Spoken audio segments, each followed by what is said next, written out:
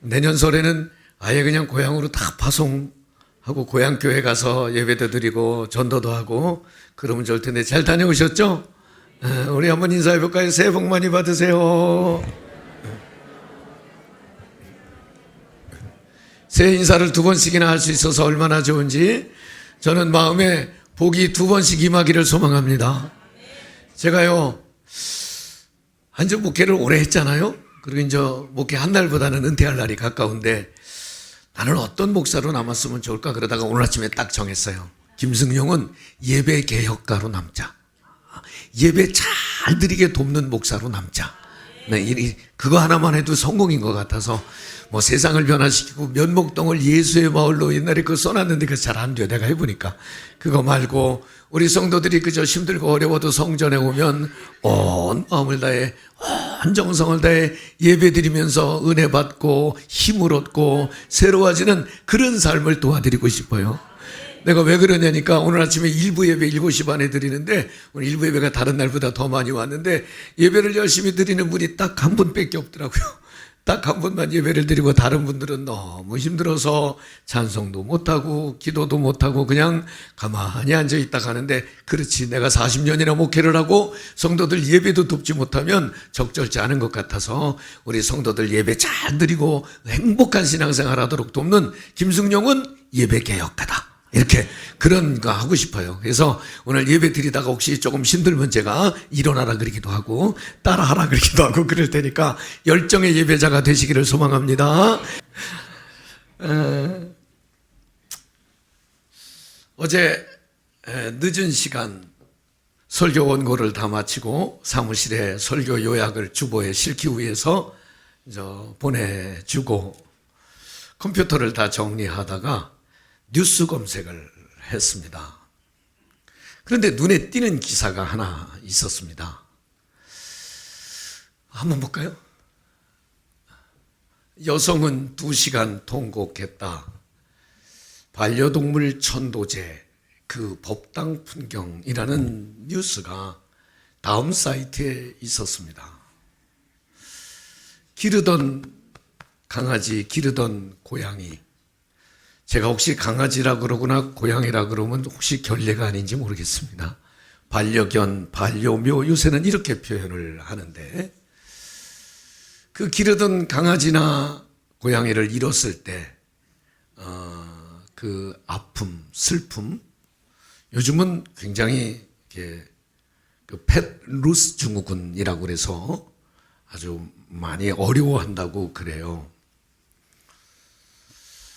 그런데 여성은 2시간 통곡했다. 반려동물 천도제 저 기사를 보다가 조금 놀랬습니다. 저기는 사찰, 절입니다. 저분은 스님이시고요. 저기가 어디냐면 경북 영천시 청통면 천룡정사라는 사찰입니다. 거기에 법당의 풍경입니다. 저기는 그 반려동물들을 위해서만 그 제사를 하는 그런 법당을 따로 지었다고 그래요. 축생법당이라고 이름이 지어져 있었습니다. 2019년부터 저 절에서는 그 짐승들을 위해서 제사를 지내주는데 천도제를 지내줍니다. 여기서 한 3시간 정도, 4시간, 3시간이나 4시간 정도 걸리는 거리인데, 그러니까 서울에서 왔다 가면 왕복 8시간 정도 걸리고요. 이 천도제는 짧으면 2시간, 그렇지 않으면 3시간 정도의 제사에 소요되는 시간, 아마 스님이 이렇게 불경도 낭독하시고 그러는 것 같습니다. 그런데 여기 이제 제가 눈여겨본 건 여기 많은 사람들이 여기 와서 자신이 사랑하고 오래 함께했던 그 반려견, 반려묘를 위해서 제사를 지내는데 보통 7제를 드린다고 그래요. 7번. 그런데 7번 다 참석하는 분들도 있고 그냥 위탁하는 분들도 있는데 한 번 제사를 지낼 때마다 비용은 100만 원 번이라고 그럽니다. 그러니까 7번이면 700만 원의 비용이 든다는 뜻입니다. 제1교포 한 사람은 내가 한국에 자주 나올 수 없기 때문에 이 절에서 좀 맡아서 제사를 좀 지내주십시오. 그래서 3년치 제사 비용을 선불로 내고 간 분도 있다고 그래요. 이 돈을 굉장히 많이 냈을 것 같아요. 근데 이제 왜 그러냐니까 아끼고 사랑하는 반려 짐승이었으니까 그 애틋함이 있잖아요. 좋은 데 가게 해달라고, 극락에 가게 해달라고, 천국에 가게 해달라고 그렇게 제사를 지낸다고 그래요. 여러분 그 마음은 우리가 이해해야죠. 그죠? 고개를 끄덕이는 여자가 하나 있었습니다. 그런데 저것은 여성은 2시간 통곡했다라는 저 여자는 임신 8개월째 된 여인이었는데 굉장히 다니기 불편할 텐데 와서 전도제를 드리고 2시간 통곡을 하고 갔다. 제가 이 기사를 보면서 희망을 가졌습니다.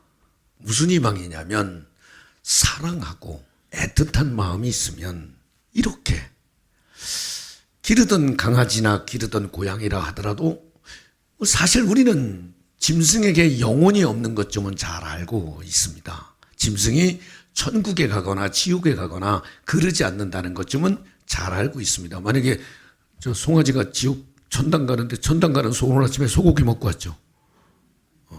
그렇잖아요. 그러니까 짐승이 영혼이 없어서 천국에 가거나 지옥에 가지 않는다는 것쯤은 잘 알고 있지만 그 정들었고 사랑했고 아끼던 마음 때문에 그저 마음으로라도 이 아이가 죽어서 그저 좋은 곳에 있었으면 하는 그런 바람, 사랑하니까 아끼니까 그런 마음을 가질 수 있잖아요. 제가 작년 11월 달부터 전도합시다 뭐 이런 설교했잖아요. 설교를 잘못했더라고요. 지난주 설교 혹시 기억하시나요? 중단 없는 전도. 우리 설날에 만나는 분들은 다 전도 대상자이니까 우리 정치 얘기하지 말고 복음을 전합시다. 막 이랬잖아요. 근데 실제로 그런 분 있으면 손들지 말고 가만히 있어 보세요. 실제로 잘 못했을 거예요. 물론 하신 분들도 있었겠지만 그렇게 내가 전도하자고 그러고 교회가 유람선입니까? 생명선입니까? 우리 교회가 그냥 우리끼리 잘 먹고 잘 살고 편안하고 성가대 잘하고 주차장 좋고 커피 맛있고 지금 밥 냄새 나서 예배도 잘 못 드릴 만큼 찌개 냄새가 막 올라오고 너무너무 내가 교회 가면 존중받고 대접받고 환영해주고 스트레스 받지 않고 그런 교회가 좋은 교회라 그러면 그 교회는 유람선일 뿐입니다. 구원받아야 할 영혼 때문에 신발끈을 동여매고 허리띠를 졸라매고 장비를 점검하고 의약품을 준비하고 산소호흡기를 준비하고 어떻게 해서라도 영혼을 살리려고 애쓰고 노력한다면 그 교회는 생명선일 텐데 구원선일 텐데 이제 그러한 예를 들어서 여러분에게 막 설교를 했는데 아니지. 어떻게 전도할 거냐 무슨 방법으로 전도할 거냐가 중요한 게 아니라 정말 사랑하는 아내, 사랑하는 남편, 사랑하는 아이, 사랑하는 부모, 사랑하는 친구, 사랑하는 친척이면 저렇게 할 수 있지 않을까? 정말 내가 사랑하는 사람이면 천국에서 영원히 사는 것을 그 일을 위해서 한 번에 100만 원씩 들어가는 비용이 들으면 얼마든지 할 수 있지 않을까? 그 일을 위해서 3년 동안 매주 제사를 지내야 한다면 그것도 할 수 있지 않을까? 사랑한다면. 그래서 오늘 제가 사실 설교 여기까지만 해도 이제 다 한 거거든요. 정말 진심으로 진정성이 담긴 사랑. 나는 저도 여러분도 사랑이 깊어지시기를 소망합니다. 제가 오늘 설교의 제목은 복음이 세상을 변화시킵니다. 여러분 인류는요. 좀 더 나은 세상, 좀 더 행복한 세상. 사람은 모두에게 행복 추구권이 있잖아요. 만족한 삶, 기쁨의 삶. 그것을 위해서 과학기술, 문명 다 노력을 합니다. 학자들도 열심히 노력을 합니다. 이 나라가 왜 그러냐 그러고 그냥 갑자기 군인들이 총을 들고 쿠데타를 일으키고 정권을 잡고 백성들 잘 살게 하겠다고 그러는 경험도 나라마다 우리나라도 군사 쿠데타가 있었잖아요. 외국도 그런 나라가 여전히 지금도 있잖아요. 또 그러고 나면 무슨 소리냐? 군사 독재가 웬 말이냐? 민주주의를 지향해야지. 그건 말도 안 된다. 그래서 민주화 운동을 하는 분들이 쫙 또 무슨 소리냐? 대한민국은 자유민주주의 시장경제체제 이것을 지키는 나라이지 무슨 소리냐? 이념이면 사상이면 행복한 나라가 왔나? 군사독재면 행복한 나라가 왔나? 민주사회면 행복한 나라가 왔나? 민주사회가 맞냐? 공산사회가 맞냐? 여러분 전 세계에서 민주사회를 따른 나라 6.25 전쟁 이후에 대한민국은 민주사회를 따랐고 북한은 공산주의를 따랐고 그러면 북한은 완전한 나라인가? 남한은 완전한 나라인가? 이념 가지고 문명 가지고 과학기술 가지고 정보 가지고 재정 가지고 잘 안 되는 일임을 우리는 잘 알고 있습니다. 그런 것들로 세상을 변화시키고 사람을 변화시키고 인간의 행복지수나 만족지수나 하나님의 기쁨을 만들어갈 수 있을까? 어렵다는 걸 전제로 그러면 세상을 변화시키는 힘, 사람을 변화시키는 힘, 더 나은 삶, 더 가치 있는 삶, 더 복된 삶을 만들어낼 수 있는 힘은 무엇일까? 그러다가 오늘 제가 설교를 이렇게 잡았습니다. 복음이 세상을 변화시킵니다. 한번 따라해 볼까요? 복음이 세상을 변화시킵니다. 사실 오늘도 귀에 잘 안 들어올지도 모른다는, 오늘 제 설교가 조금 지루할지도 모른다는 생각을 했고 1부 예배, 2부 예배 설교하면서 한 30분 정도 설교를 했거든요. 그래서 안 되지. 3부 예배는 설교를 좀 줄여야지. 내가 이런 생각을 하고 여기 서긴 섰어요. 그건 내 마음인데 성령께서는 어떻게 하실지 그건 잘 모르겠어요.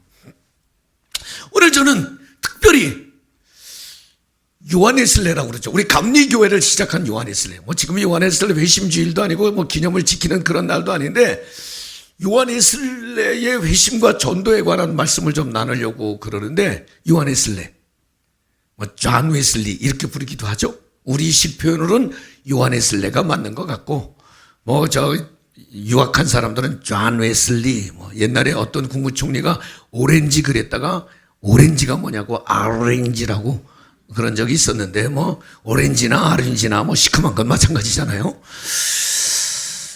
요한웨슬레. 저는 이 요한웨슬레 오늘 설교 주보에다가 열정의 사람이라고 첫 대지를 삼았습니다. 오늘 우리 감리교 신학의 중요한 것은 성경, 전통, 경험, 이성. 중요한 거죠.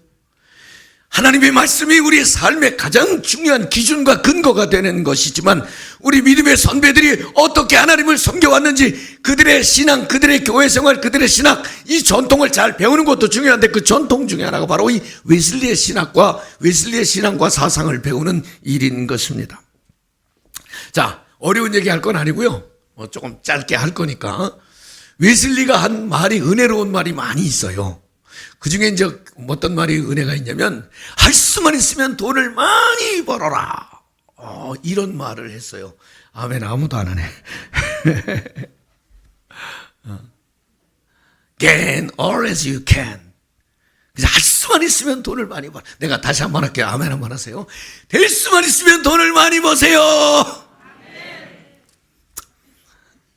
성도들이 아멘 했어요. 두 번째는 할 수만 있으면 많이 저축을 하세요.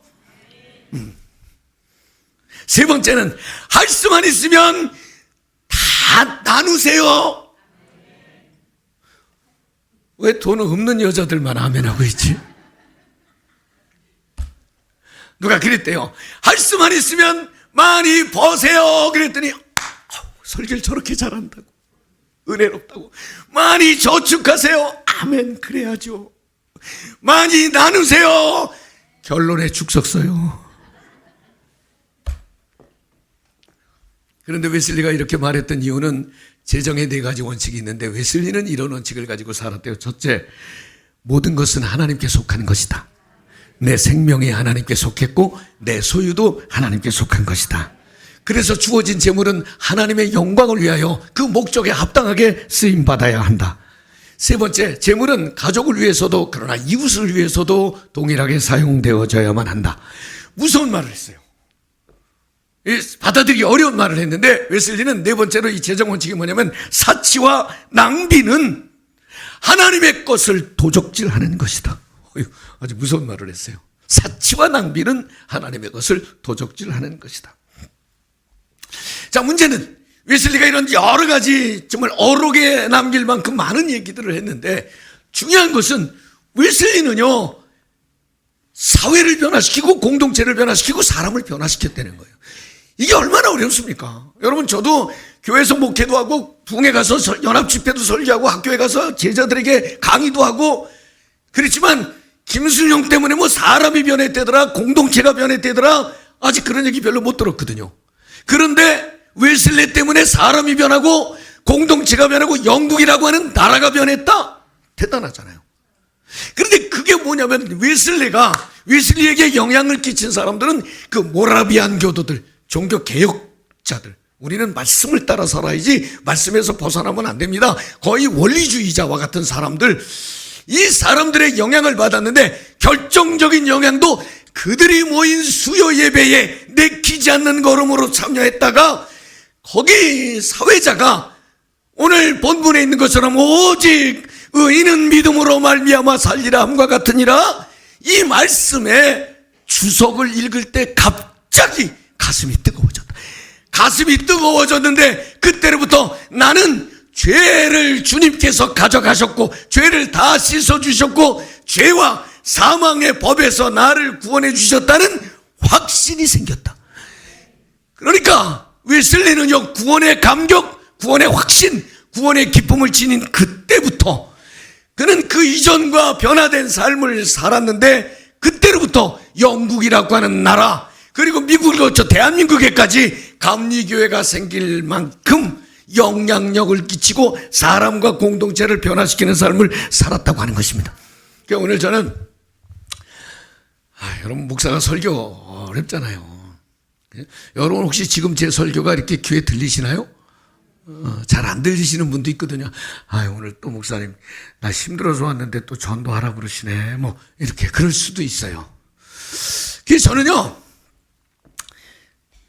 웨슬리와 같은 마음으로 늘 강단에 올라와요. 하나님, 오늘 혹시 내키지 않는 걸음으로 오신 분도 있고 마음이 너무 힘들고 어렵고 아픈 분들도 있을 텐데 오늘 예배 드리다가 그냥 이상하게 가슴이 뜨거워지게 하옵소서. 이상하게 구원의 확신이 생기게 하옵소서. 내 능력이 가지고 이건 하나님께서 하셔야 됩니다. 나는 부족하기 때문에 하나님께서 그렇게 역사하시기를 바라는 그런 기도하는 마음으로 이 강단에 올라왔거든요. 왜냐하면 그렇게 해서 구원의 확신을 가진 사람이 복음을 전했고 그 복음은 능력이 됐고 사람이 변하고 공동체가 변하고 나라가 변했다면 우리도 얼마든지 할 수 있는 거 아니겠습니까? 여러분, 영국 그 당시만 해도 농경사회를 벗어나서 산업화가 일어나면 여러분, 산업화에 필연적으로 따라오는 건 도시화 아닙니까? 지금 저 강남이라고 하는 나라가 저기 다 거기 그냥 배밭 뭐 그런 거 있었잖아요. 그런데 1970년대 말부터 그 강남이 막 큰 빌딩이 생기고 막 그러더니 굉장히 도시화가 됐잖아요. 도시화에 필연적으로 따라오는 게 뭡니까? 압구정동의 룸사롱, 뭐 이렇게 죄 짓고 술 먹고 타락하고 그러는데 아닙니까? 술 먹고 타락하고 그러다 보면은 서로 욕하고 싸우고 폭력이 발생하고 도둑질이 생기고 사회가 이렇게 점점 더 문명은 발달하는 것 같은데 각박해지기도 하고 힘들어지기도 하고, 그럴 때에 요한 웨슬레라고 하는 사람이 전한 복음 때문에 술집이 없어지기도 하고요. 요한 웨슬레가 전한 복음 때문에 사람이 변화된 것이 많은 사람들의 일기나 자료나 역사책에 남아있다고 하는 것입니다. 그 당시의 교회, 여러분 우리가 알다시피 1700년 되면 유럽은 전체적으로 기독교의 영향을, 로마 가톨릭 국가의 교황의 영향을 받고 독일, 불란서 어디 할 것 없이 다 로마 교황청에서 왕을 다 임명하잖아요. 그러니까 다 기독교 국가란 말이에요. 영국도 교황청하고 왕실하고 갈등이 있어서 자기들이 독립해서 영국 국교회라고 그랬지만 아예 기독교 신앙은 태어날 때부터 믿어야 되는 그런 사람들이잖아요. 그러면 교회가 그렇게 건재하게 서 있는데 왜 사회가 그 모양이냐고요. 왜 그랬죠? 교회는 이미 귀족교회가 되고 말았습니다. 왕실교회가 되고 말았습니다. 왕과 귀족들이 주일이면 다 드레스 입고 모자 쓰고 지팽이 짚고 굿모닝 가서 커피 한 잔 마시고 신부님하고 악수 한 번 쫙 하고 쫙 돌아오고, 신부님들은 어디 좀 좋은 성당으로 발령받기 위해서 교황청에 뇌물도 좀 갖다 주고 이미 귀족 종교였지.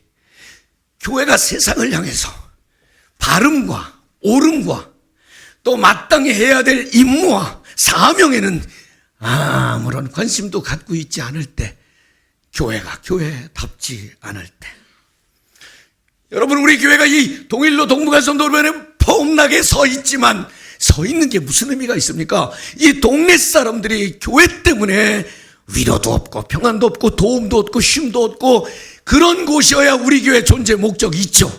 그렇지 않으면 여기다 다방을 만들거나 식당을 만들거나 예식장을 만드는 일이 훨씬 더 가치 있는 일이지, 껍데기만 서 있는 교회가 무슨 의미가 있단 말입니까?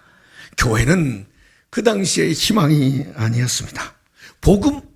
우리도 그러죠. 예수는 생명이고 복음은 능력이고 교회는 축복입니다. 그런데 아무도 복음을 능력으로 전하지도 받아들이지도 않았습니다. 사람 누구도 변하지 않았습니다. 그저 종교인들만 많이 만들어놨을 뿐입니다. 익숙한 종교인. 여러분, 익숙한 종교인이라는 거, 웨슬레가 어떤 사람입니까? 웨슬레는요 19남매 중에 15번째로 태어났는데 그 어머니가 독실한 기독교 집안에서 아이들을 가리킬 때 원칙이, 정말 웨슬리는 그 일기 가운데 10살이 될 때까지 죄는 몰랐다. 경건하고 거룩하게 살았어요. 이 웨슬리 어머니 수산나가 25남매의 25번째 딸이었다고 그래요. 야, 그놈의 공장은 뭐 이렇게 매년, 아이고, 엄격한 신앙교육을 받았습니다. 그리고 그는 대학에 가서도 홀리클럽을 만들어서 성경 보고 기도하고 가난한 사람 도와주고 전도하고 봉사하고 이런 걸 철칙으로 살았습니다. 그런데 여러분, 자기는 그렇게 살았는지 모르지만 그것이 에너지가 돼서 사람을 변화시키고 세상을 변화시키고 나라를 세우고하는 일엔 힘이 되지 못했었습니다. 그가 이렇게 오늘 우리에게 웨슬리처럼 복음의 증인이 되자고 할 만큼 할 수 있었던 것은 모라비안 교도들의 영향을 받았다고 그러잖아요. 모라비안 교도 중에 목사 한 사람, 제가 이름을 못 외워서 써왔어요. 스판켄베르그, 독일 사람이었던 것 같아요. 이 사람이 전도를 막 하다가 웨슬리에게, 당신은 예수 그리스도께서 당신을 위해서 피 흘려 죽으신 것을 믿습니까? 목사였잖아요, 웨슬리가. 선교사였잖아요.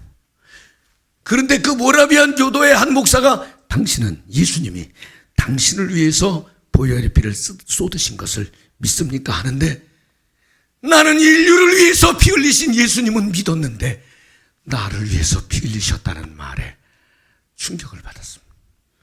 아차. 내가 그 보혈 때문에 깨끗하게 살아야 된다고 주장했지만 그 모든 사람들을 위해서 흘린 피였지, 나를 위한, 나를 사랑하시고 나를 구원하신 하나님의 은혜와 사랑이었다는 고백이 없었습니다.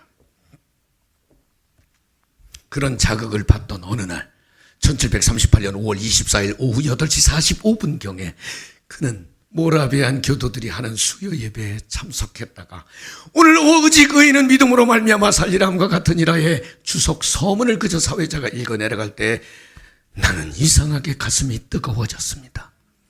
바로 그때로부터 가슴이 뜨거워지고 하나님의 영의 인도하심을 받은 그때부터 웨슬리의 삶은 변했습니다. 중요한 것은, 자, 우리가 예수 믿는다? 예수 안 믿었을 때와 지금 믿을 때가 나는 달라졌다? 뭐가 달라졌다는 말입니까?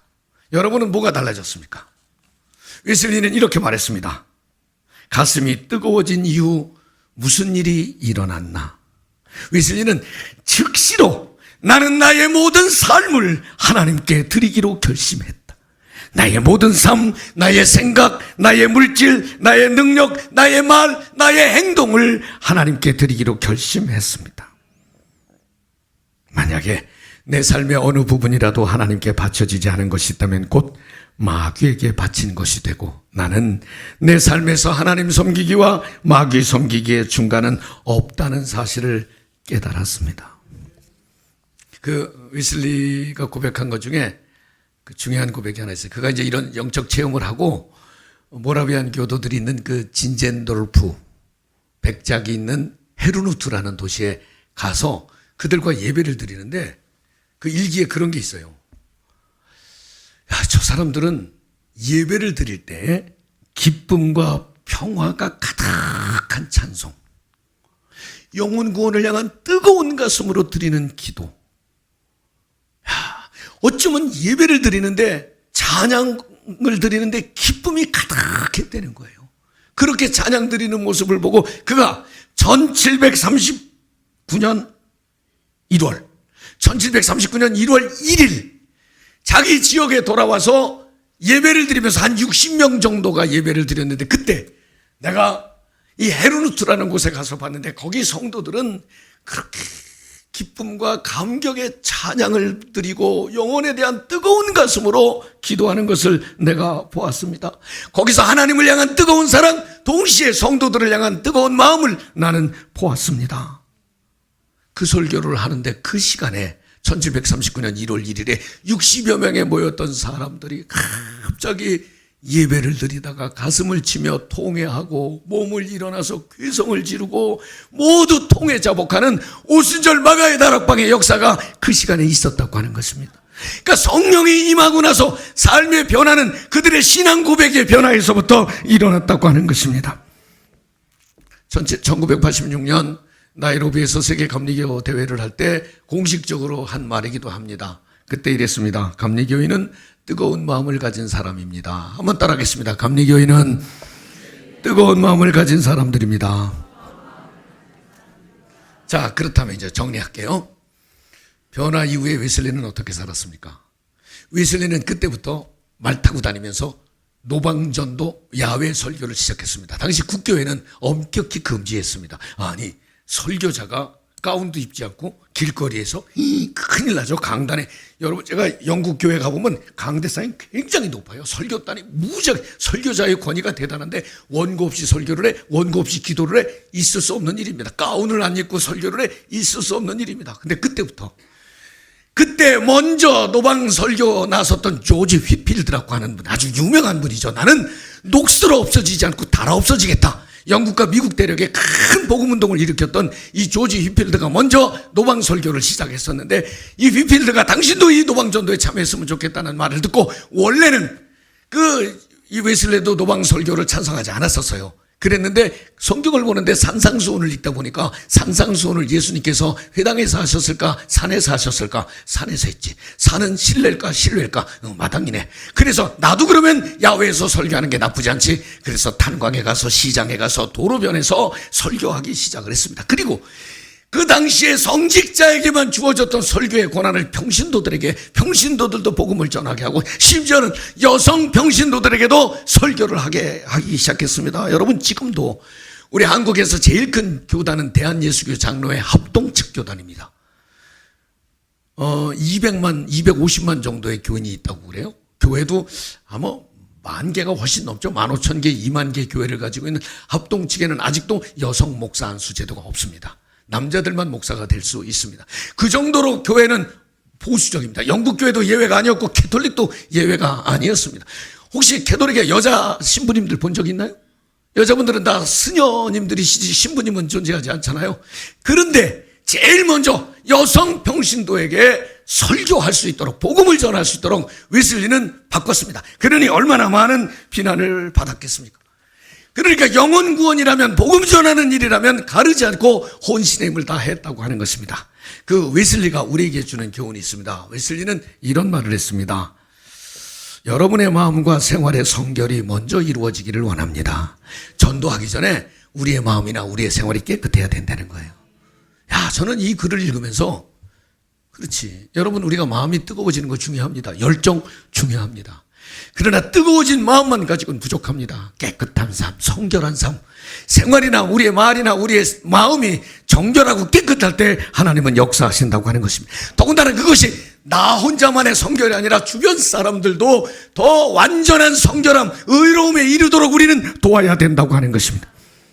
그는 그 일을 위해서 영적 훈련을 규칙적으로 받았다고 그랬는데, 자기와 자기를 따르는 사람들에게 반드시 지켜야 할 규칙, 10가지 얼른 읽어드릴게요. 첫째, 모든 예배 시간 엄격하게 지키기.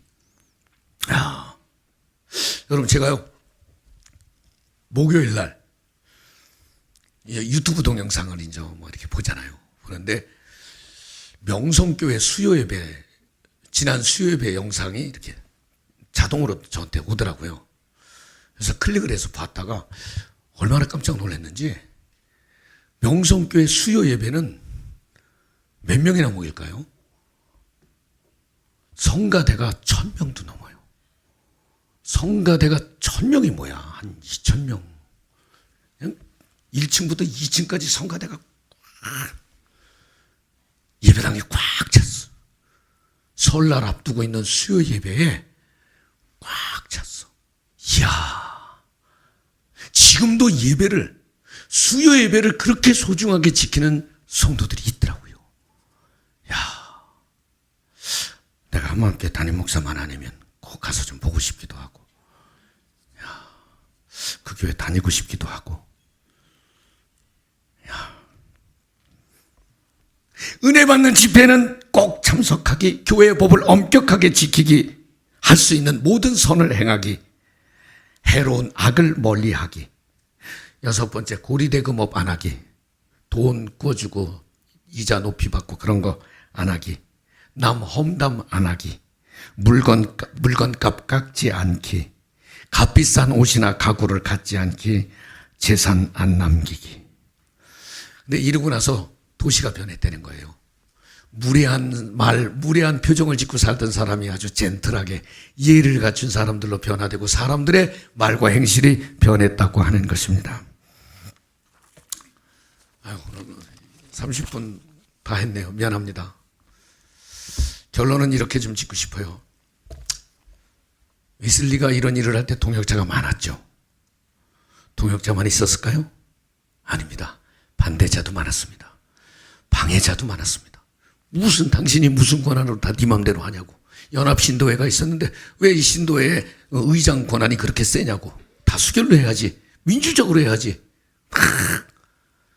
도전하고 또 방해하고 모함하고 이러는 사람들은, 심지어는 막 술집을 하던 사람들은요, 자기들 장사가 안 되니까 깡패들을 동원해서 막 와서 해치기도 하고, 또 웨슬리 반대쪽에 있는 사람들, 같은 그룹 안에 있는 사람들 중에서도 사람을 동원해서 막 예배를 방해하기도 하고 그랬어요. 그런데 참 놀라운 일이 있습니다.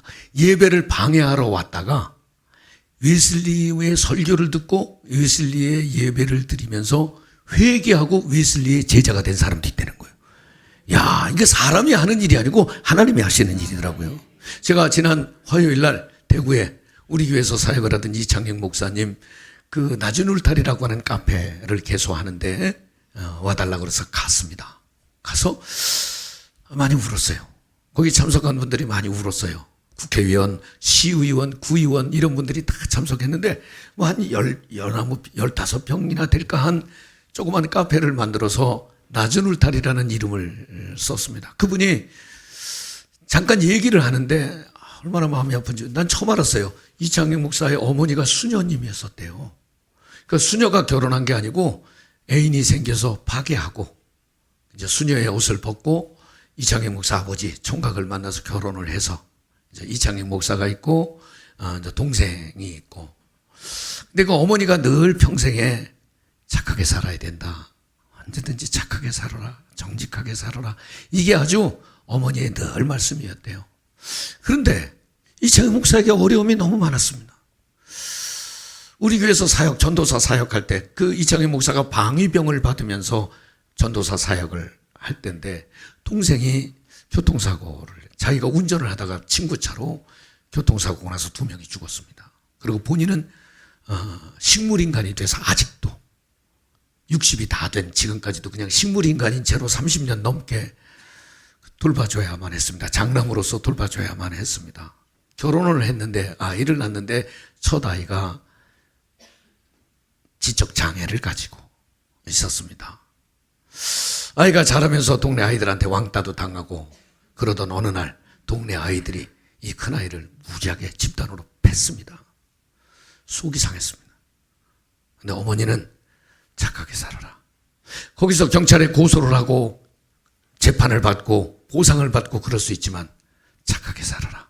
그 말 때문에 그 동네를 그냥 떠나기로 하고, 그래서 내려간 곳이 대구에 가서, 거기는 지적장애가 있는 아이들을 가르쳐주는 특수학교도 있고, 그래서 거기 가서 조그만 개척교 2층의 삼각교회에 담임 목사가 돼서 목회를 시작했습니다. 그때 우리 지방에서도 그거 방해하고 반대했던 목사들 8명이 있었습니다. 법과 질서를 지키지 않았다고 방해했던 목사들이 8명이 있었습니다.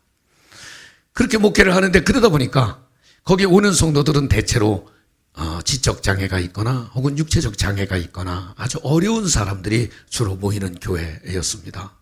그런데 그 작은 교회인데도 그 교회 건물주인, 새들어 사는 그 건물주인이 그 교회 집사였고, 또 다른 교단에서 신학을 한 전도사 하던 성도 한 사람이 와서 담임 목사를 내쫓기로 하고 음해를 하기 시작했습니다. 교회 돈을 유용한다. 뭐 장애인 몇 명하고 개척교회 하는 사람이 생활비를 받기를 해. 뭐를 해. 근데 음해를 한다. 독단적으로 한다. 그래서 그 교회에서 쫓겨났습니다. 건물에서 주인이 문을 닫고 못하게. 왜냐하면 교인이 집사였는데 자기 교회 집사가 그러니까 얼마나 힘들었겠습니까? 그래서 그 카페에 나와서 그저 카페도 하고 주일이면 예배를 드리고 장애인들 몇 명하고 그렇게 하는데, 내가 목사인데 돈을 받을 수 있나 해서 돈을 받지 않고 무상으로 이제 차를 나누는 동네 사랑방, 거기가 대구의 관음동이라는 동네인데 관음동을 복음동으로 만들겠다 이런 생각을 가지고 이제 차를 나누는데, 이상하게 사람들이 차를 마시면 공짜인데 돈을 주고 가는 거예요. 놓고 가는 거예요. 어떻게 공짜로 마시냐고.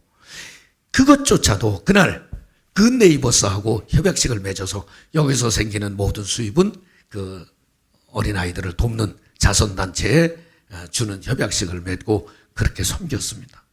어머니가 착하게 살라고 그래서 저희는 이렇게 착하게 살려고 애를 쓰고 있습니다. 그 말에 국회의원들도 축사하러 나와서 앞으로 착하게 살겠습니다. 시의원도 착하게 살겠습니다.